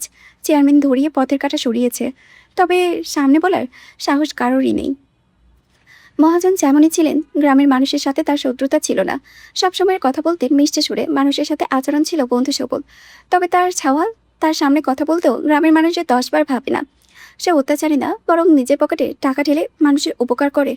তবে রাগটা যেন নাকের ডগায় থাকে। একবার তাক মজলিসে চর মেরে এক চোরের দাগ ফেলে দিয়েছিল। গাছের চিপায় কয়েকজন ছেলে নেশার জিনিসপত্র নিয়ে বসেছিল দেখে এক লাফ দিতে একটার চাপা খুলে ফেলেছিল। গ্রামের মানুষ তাকে ভয় পায়, তবে বিনা কারণে। অন্যায় বা অন্য কোনো আতঙ্কে না, বরং ভালোবাসায় ভয় পায় বলেই একটাকে জয়ী হয়েছে। সবুজের বয়স এবার 21, কলেজে পড়ে। তার বাবা নেই।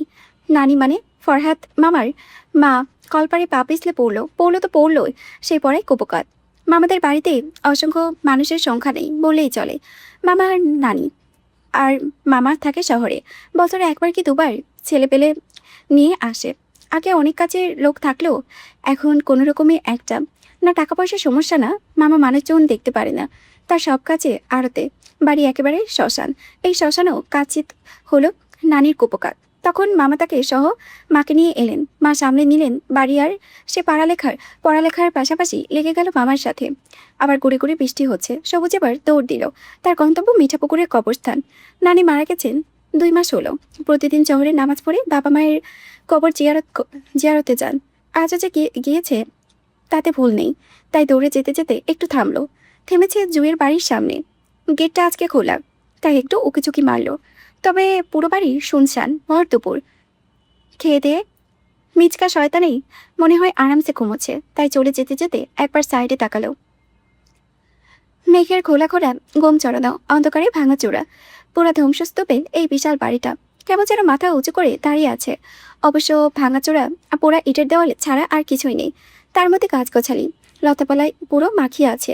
দেখে কাজ চমচম করছে। অবশ্য চমচম করার আরেকটা কারণ আছে। সবাই এই বলে এই বাড়িতে ভূত আছে, এক বুড়ির ভূত। রাতের বেলা এই রাস্তায় আসতে যেতে নাকি অনেকেই দেখেছে। সাদা ধবধবে চুলের এক বুড়ি, সাদা থান গায়ে নাকি ওই যে ভাঙাচোরা দেওয়ালের মধ্যে একটি চেয়ারে গা এলিয়ে বসে থাকে। অবশ্য সত্য না মিথ্যা কেউ জানে না। এই যে এই বাড়ির পাশে চুইরা থাকছে, অবশ্যই ও যে পাঁচের তুলে এই বাড়ি থেকে আলাদা হয়ে গিয়েছে। তবুও তাদের কি হয়েছে? কিছু কি হয়েছে? না, হয়নি। তাও এক মুখ থেকে আরেক মুখে ছড়িয়ে পড়েছে তো পড়েইছে। তাই আগেও যেমন সারেংবাড়ির আতঙ্ক ছিল, এখনও আছে বলেই একবারের সীমানায় ভয়ে কেউ পা মারাই না। সবুজ অবশ্য সব শুনেছে মায়ের কাছ থেকে, আর এও শুনেছে এটা নাকি মামার শ্বশুর বাড়ি। অনেক ধুমধাম করে মামার বিয়ে হয়েছিল, তবে বউ তোলা হয়নি। সে বউ এখন কোথায় কেউ জানে না। সে ঘটনার পরে তারা নিজে থেকেই নাকি গ্রাম ছেড়ে চলে গিয়েছে। ইটের ভাটা সহ অনেকে ক্ষেত্রেও নাকি বিক্রি করে ফেলেছে। তবে এই বাড়ি আগের মতোই আছে। নানার হত্যার পরে নানি পাগলের মতো হয়ে গিয়েছিল। কাউকে চেনে, কাউকে চেনে না। বড় ছেলের নামও শুনতে পারে না। আর মামা, সে তো চোখের বিষ। দিনরাত কাজবাজ গালাগালি, আগে কাছে গেলেই চর থাপ্পড় মারবে। স্বামী সোহাগে ছিলেন। এই স্বামীর এমন হত্যা মেনে নিতে পারেননি। আরও পারেনি ছেলেদের এমন নির্লিপ্ততা। কেমন কুসন্তান সে জন্ম দিয়েছে। বাপের হত্যার বিচার চাইছে না। মামা কিছুই বলতেন না, ধৈর্য ধরে মায়ের যত্ন নিতেন, আগলে রাখতেন। মা ছাড়া আর কেউ নেই, তাই সব করতেন অনেক যত্ন করে। সারা দুনিয়ায় রাখছে নাকের ডগায় থাকলেও মায়ের সামনে নেই। সেই মা ধীরে ধীরে ঠিক হলেন। বকাবাজি কমলো পাগলের মতো আচরণ। তবে ছেলের বিয়ে মানতে পারলেন না।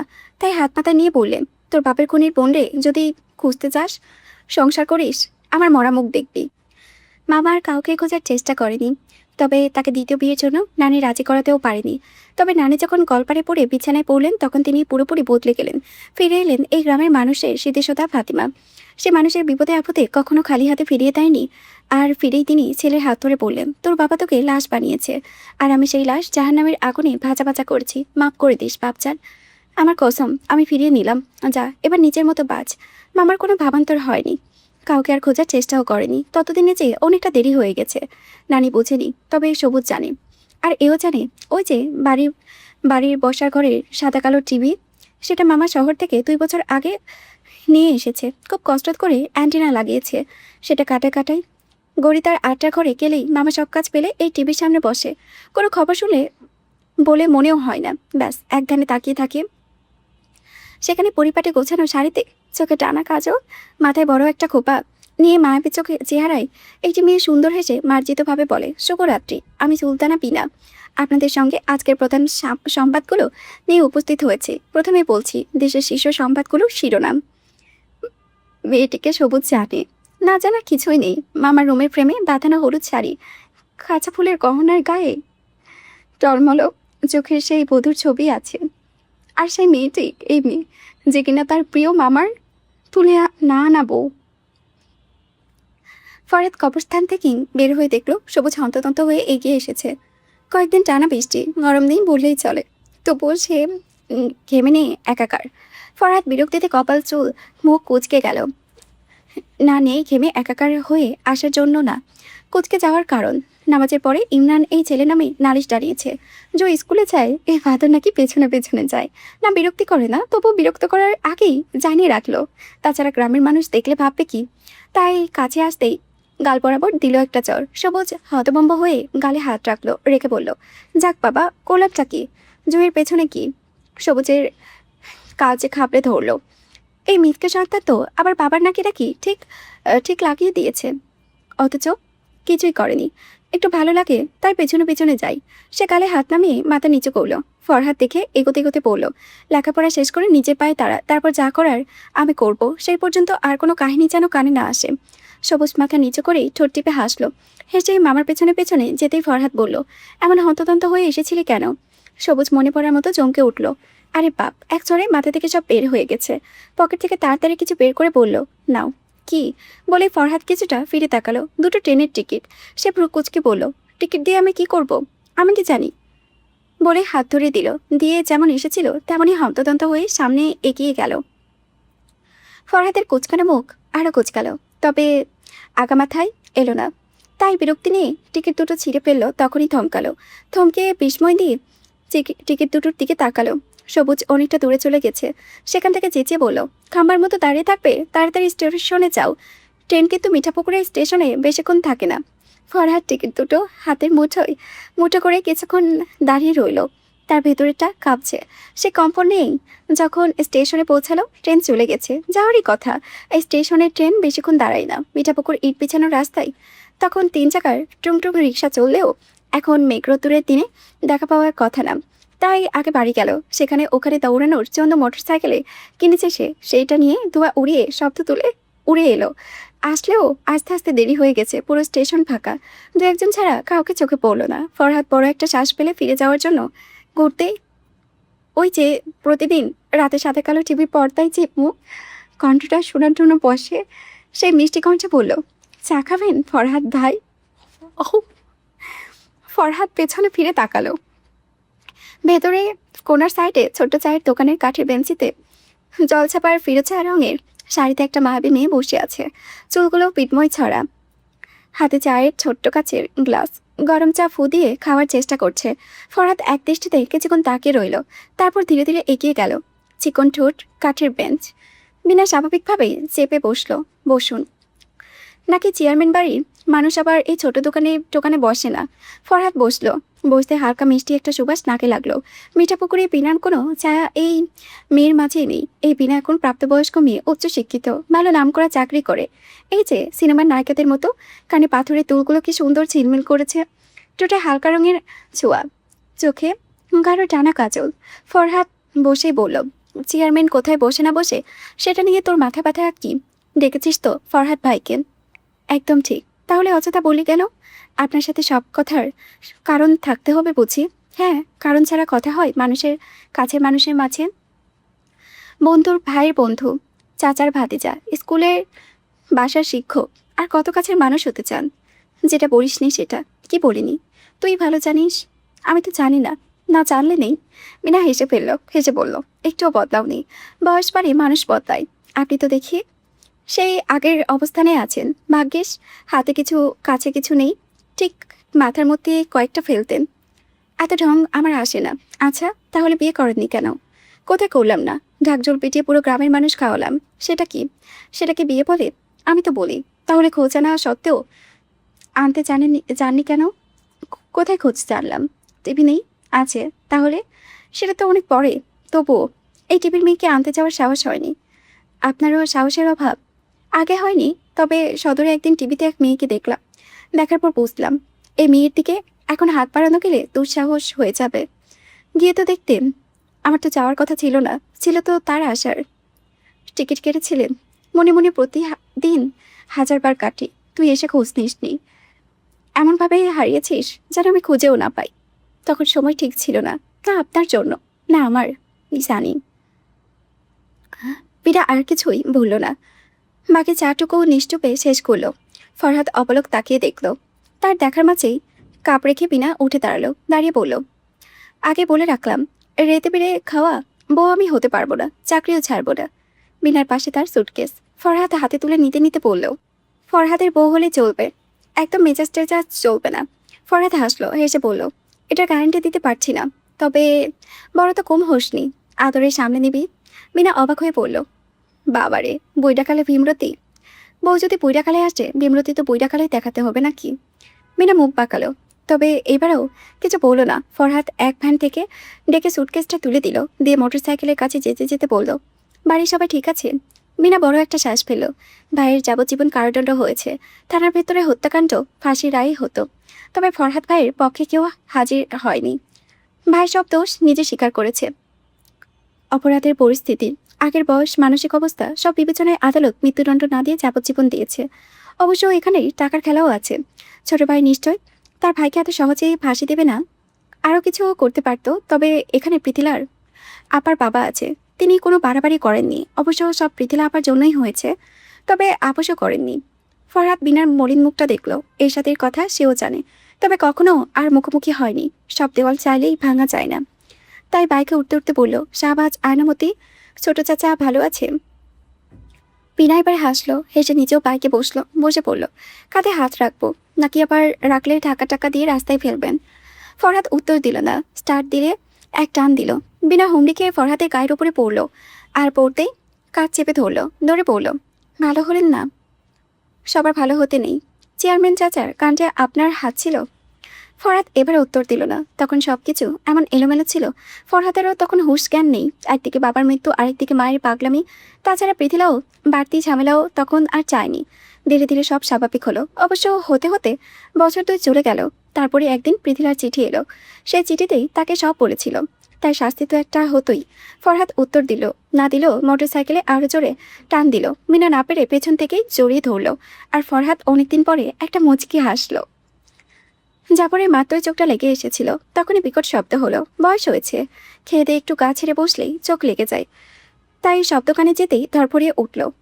আর উঠে কিসের শব্দ না বুঝলো, এটা ঠিকই বুঝলো শব্দের উৎসকারী কে। আর এও জানে দৌড়ে এখন কার কাছে আসবে। হলেও তাই দৌড়ে প্রায় খাটে ঝড় তুলে কেউ ঝাঁপিয়ে পড়ল। তার মাথার কাছে গুজে বসতে বসতে বলল, দাদা বাঁচাও। জাফর নিজে সোজা হয়ে বসে বলল, আবার কি করেছিস? নাড়ু পাড়তে গিয়ে আচারের বয়াম ফেলেছি সব। জাফর পুরো কুচকে বলল, শুধু এটাই? আবির দুপাশে মাথা নাড়ল। জাফর দেখে বলল, আর টিভির তার কেটে ফেলেছি। জাফর আফসোসের সুরে মাথা নেড়ে বলল, পাচার চামড়া আজকে আর থাকবে না। আবির ভয়ে ঠকিল। সত্য কথা, তার বাপ একটা জাদরের বাপ। 19 থেকে 20 হলে উল্টো করে পাছার মধ্যে পটাশ পটাশ করে বাজি ফুটায়। বাজি ফোটাতে ফোটাতে তার পাছার দাগ বসে যায়। সেই দাগ তার আদরের মা মালিশ করে আবার কেঁদে কেঁদে গাল ভাসায়।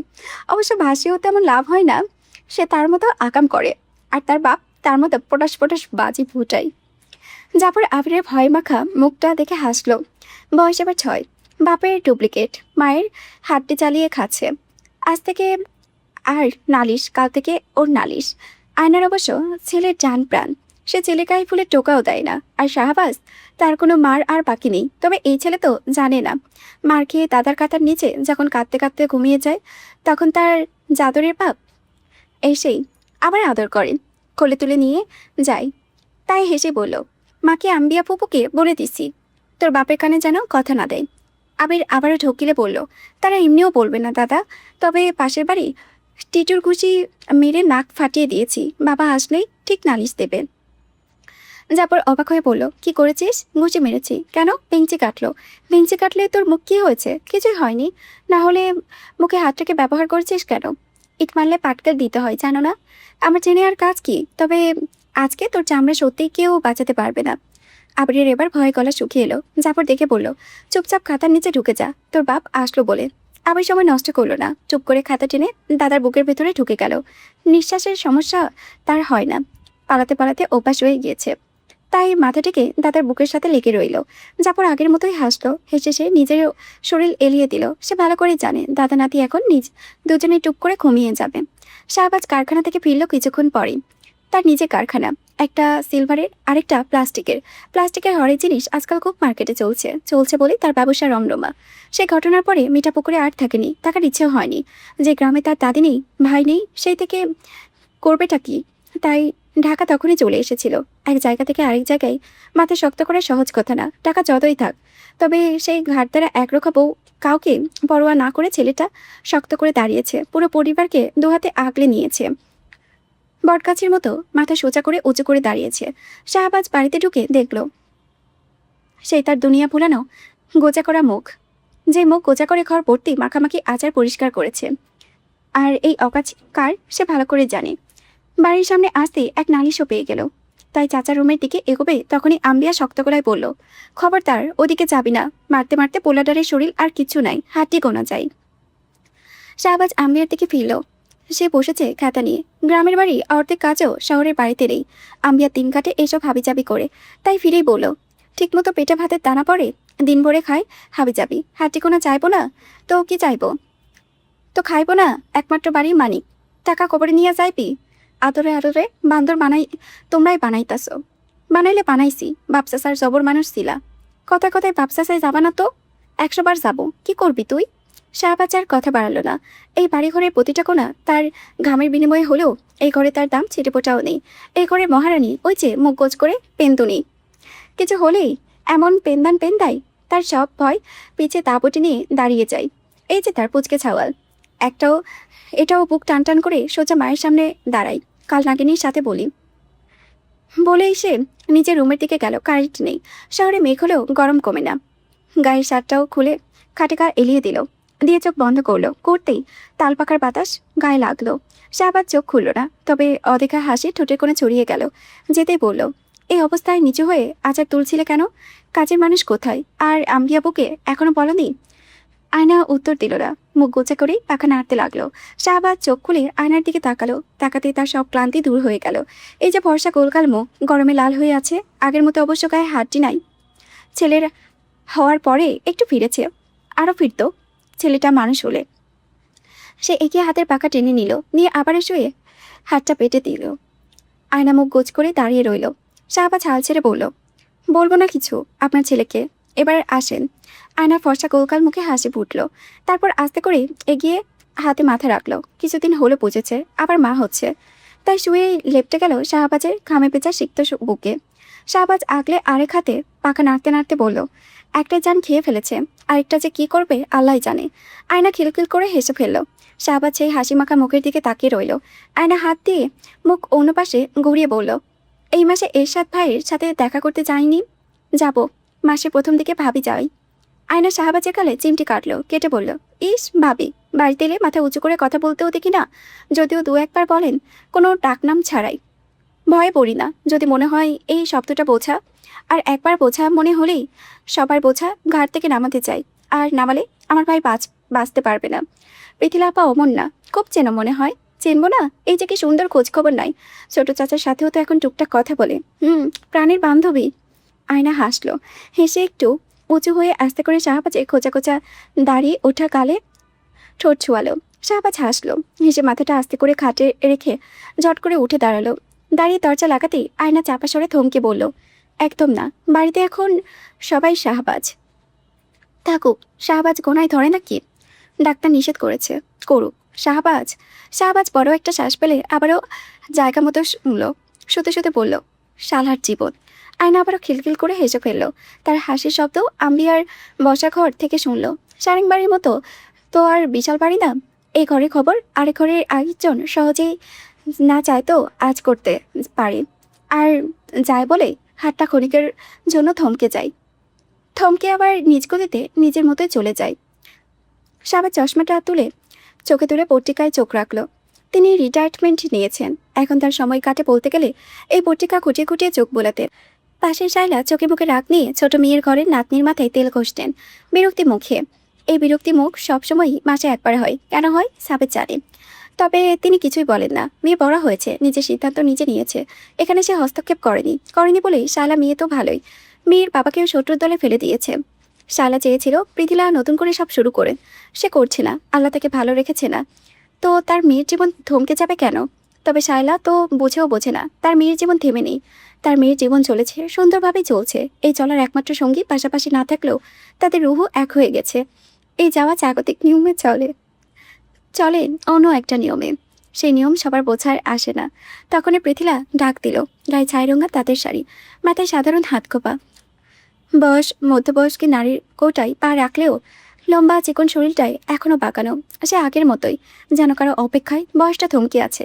তবে একটু ভালোভাবে খেয়াল করলে কয়েকটা পাকা চুল ঠিকই আঁকিবুকি দেয়।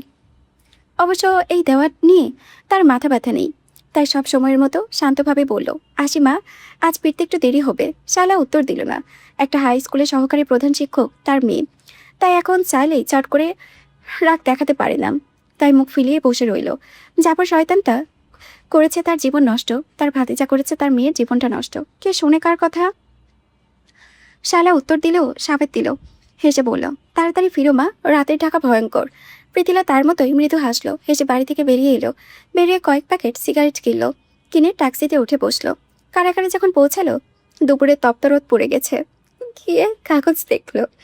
তারা চেক করে ভেতরে নিয়ে গেল। দাঁড়ালো মোটা মোটা লোহার গ্রিলের ওপরে, দাঁড়িয়ে তাকিয়ে রইল ওপারে। ওই যে দরজাটা সেখানে। আর তাকিয়ে থাকতে থাকতে হাজির হলো কাঙ্ক্ষিত মানুষটা, যার ঠোঁটে সেই সুন্দর মার্জিত সরলতার হাসি, চোখে মুখে খুশির ঝিলিক। যে ঝিলিকটুকু একমাত্র এই যে সাধারণ দেখতে সাদামাটা পৃথিলা, এই পৃথিলাকে দেখলেই উপচে পড়ে। তাই তো পৃথিলা আসে, ঘুরে ফিরে আসে কেননা এই ঝিলিকটুকুই যে তারও দেখতে দেখতে ভালো লাগে। সমাপ্ত। আমি না এতদিন পর একটা উপন্যাসের মতো একটা উপন্যাস পড়লাম। এটাকে উপন্যাস বলা চলে ভাই। এই উপন্যাসের কাছে আমার কাছে মনে হয় যে পদ্মজা কিছুই না। এত রহস্য, এত মিস্ট্রিয়াস, এত থ্রিলারিটিক একটা কাহিনী। মানে আমি তো পড়ি, আমি পড়ার সময় মানে অনেক ফিল নিয়ে পড়ি। আমি জানি না আপনারা শুনলে কিভাবে শোনেন, আমি এটা বুঝতে পারি না। বাট আমি পড়ার সময় অনেক বেশি মনোযোগ, আকর্ষণ নিয়ে পড়ি। সো আমার কাছে মনে হয়েছে যদি আমরা উপন্যাস মানে সমকালীন উপন্যাস ক্যাটাগরিতে কোনো গল্পকে ফেলতে পারি, সেটা হচ্ছে ধূপছায়া। ভাই এটার উপরে আর কেউ না, কেউ না। আমি তো এটার উপরে পদ্মজাকেও ফেলবো না। অনেক সুন্দর, অনেক।